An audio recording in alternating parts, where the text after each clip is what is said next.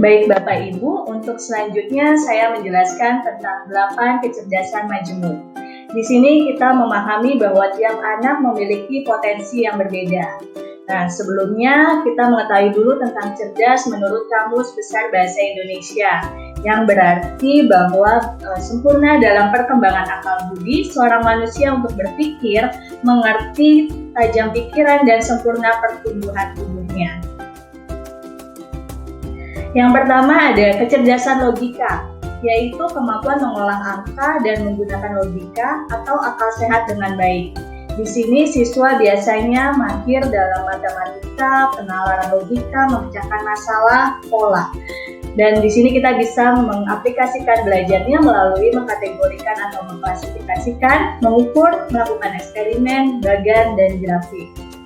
Kedua ada kecerdasan bahasa, yaitu kemampuan menggunakan kata-kata secara efektif, baik secara lisan maupun secara tertulis. Di sini biasanya siswa mahir untuk mengingat nama tempat, menulis, ataupun bercerita. Di sini kita bisa belajar melalui mendengarkan, melihat huruf, diskusi, debat, cerita, dan juga membaca. Ketiga ada kecerdasan musik, yaitu kemampuan menangani berbagai bentuk musik dengan cara mempersepsi, membedakan, mengubah, dan mengekspresikan. Di sini siswa biasanya mahir terhadap suara, mengingat melodi, menangkap irama atau ritme, dan juga bernyanyi. Di sini kita bisa mengaplikasikan belajar melalui irama, melodi, musik, suara, dan mendengarkan. Keempat ada kecerdasan gerak, yaitu kemampuan menggunakan seluruh tubuh untuk mengekspresikan ide dan perasaan. Di sini biasanya siswa mahir untuk berkegiatan fisik, kerajinan tangan, menari, dan juga acting. Di sini kita bisa mengaplikasikan belajarnya melalui sentuhan, gerakan, bermain peran, dan juga olahraga. Kelima ada kecerdasan relasi, yaitu kemampuan mempersepsi dan membedakan suasana hati, maksud, motivasi, serta perasaan orang lain. Dalam kecerdasan relasi ini, biasanya siswa mahir memahami orang lain, memimpin, mengatur, berkomunikasi, memecahkan masalah, berjualan. Di sini mengaplikasikan belajarnya bisa melalui sharing, debat, membandingkan, menghubungkan, mewawancarai, dan juga bekerja sama. Keenam ada kecerdasan alam, yaitu kemampuan mengenali dan mengkategorikan spesies flora dan fauna di lingkungan sekitar. Di sini biasanya siswa mahir untuk mempelajari taksonomi hewan dan tumbuhan, mengidentifikasi flora dan fauna.